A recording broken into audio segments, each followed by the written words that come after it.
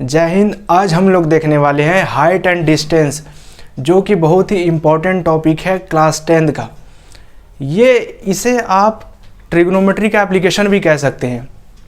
इसमें मेनली दो ही concept main होता है, एक एंगल ऑफ एलिवेशन, दूसरा एंगल ऑफ डिप्रेशन।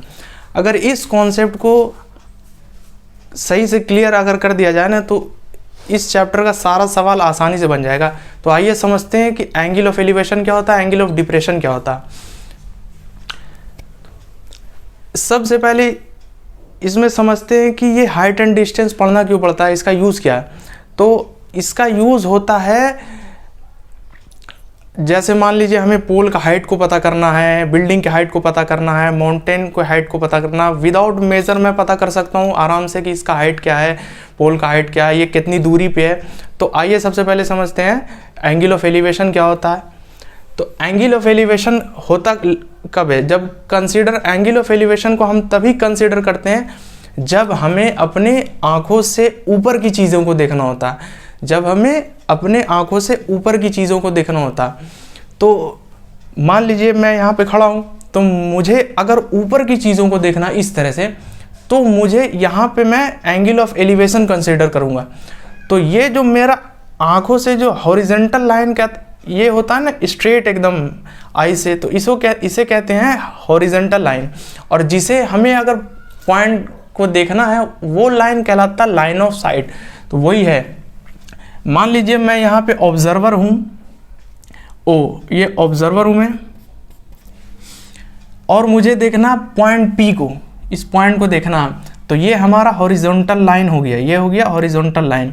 और ये पॉइंट P को अगर हमको देखना है तो ये लाइन ऑफ साइट हो जाएगा, ये लाइन ऑफ साइट हो जाएगा। इसी के बीच में जो एंगल बनेगा ना, वही एंगल एंगल ऑफ एलिवेशन कहलाएगा। ठीक है, तो यही एंगल ऑफ एलिवेशन कहलाएगा। वहीं दूसरी तरफ एंगल ऑफ डिप्रेशन क्या होता है। एंगल ऑफ डिप्रेशन तब हम कंसीडर करते हैं जब हमें अपने आँखों के लेवल से नीचे की ओर देखना होता है चीज़ों को। मान लीजिए मैं बिल्डिंग पे खड़ा हूँ एक, तो मुझे अगर नीचे की ओर देखना, कोई व्यक्ति को देखना है, तो मैं यहाँ पे एंगल ऑफ डिप्रेशन कंसीडर करूँगा।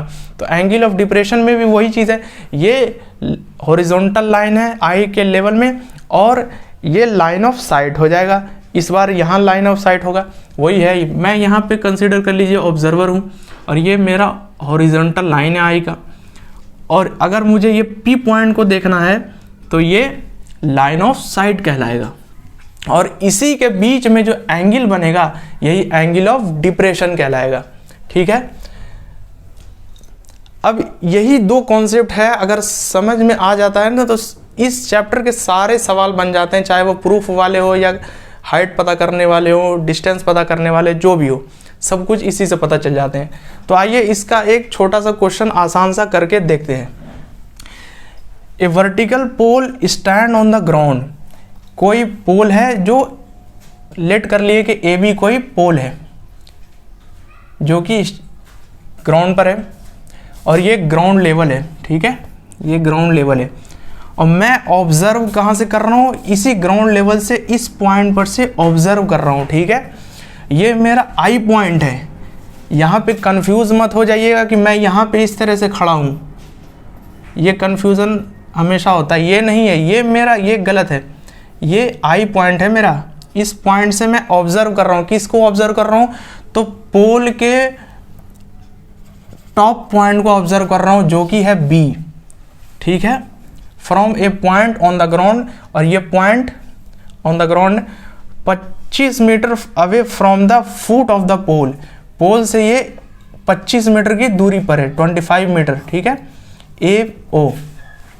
The angle of elevation of its top is found to be 60 degree. यहाँ पे दिया हुआ है कि 60 डिग्री एंगल ऑफ एलिवेशन यहाँ पे दिया हुआ है, जो कि किसका एंगल ऑफ एलिवेशन, किस पॉइंट का, तो बिल्डिंग पोल के टॉप पॉइंट का एंगल ऑफ एलिवेशन, जो कि बी पॉइंट है। ये एंगल ऑफ एलिवेशन है। ठीक है, ये ऑब्जर्वर है। अब मुझे क्या करना, पता करना है कि पोल का हाइट कैसे। अब देखिए, मैं ट्रिग्नोमेट्री के मदद से और उसके एप्लीकेशन के मदद से आसान सा फॉर्मूला लगा के कैसे पता कर लूँगा, विदाउट मेज़र किए इसको पता कर लूँगा कि ये हाइट क्या। अगर मुझे ये कोई एंगल बता दे तो आइए समझते हैं। मुझे हाइट पता करना किसका, पोल का। Let A B the pole and O B the observer point, ये पोल है ऑब्जर्वर पॉइंट, ये बता चुका हूँ मैं। देन ओ ए 25 मीटर दिया हुआ है, एंगल ओ ए बी 90, क्योंकि कोई भी पोल अगर ग्राउंड पे स्टैंड है तो इसका मतलब वो 90 डिग्री पे है, नहीं तो गिर नहीं जाएगा, तो ये 90 डिग्री है। Angle O A B 90 degree हो जाएगा और angle O A O B 60 degree दिया हुआ है, जो कि एंगल ऑफ एलिवेशन है, ये एंगल ऑफ एलिवेशन दिया हुआ है, ठीक है। अब मुझे पता करना, लेट कर लिए कि यहाँ पे A B height h metre है, ठीक है। बस नॉर्मली हम राइट एंगल ट्रायंगल का, अब ये राइट एंगल ट्रायंगल बन गया, इसका आसान सा फॉर्मूला लगा करके मैं बता दूंगा, tan थीटा का फॉर्मूला लगा दूंगा, मुझे पता tan थीटा का फॉर्मूला क्या होता है, p बाई बी, तो ये ए बी हो जाएगा p, ये हमारे लिए p हो जाएगा, p का काम करेगा, और ये b हो जाएगा।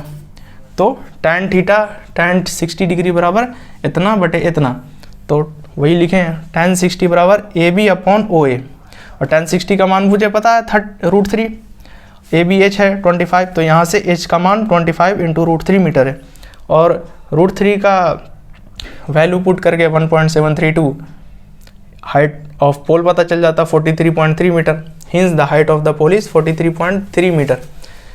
उम्मीद करते हैं आपको समझ में आया होगा। ऐसे ही जो भी क्वेश्चन होता है ऐसे ही इसमें सॉल्व किया जाता है, और अगर प्रूफ वाला क्वेश्चन एक आता है उसमें थोड़ा कॉन्सेप्ट तो यही यूज़ होता है, बस उसका अप्रोच थोड़ा डिफरेंट होता है। उम्मीद करते हैं आपको समझ में आया होगा। It is all about today, see on next day, till there take care, good bye.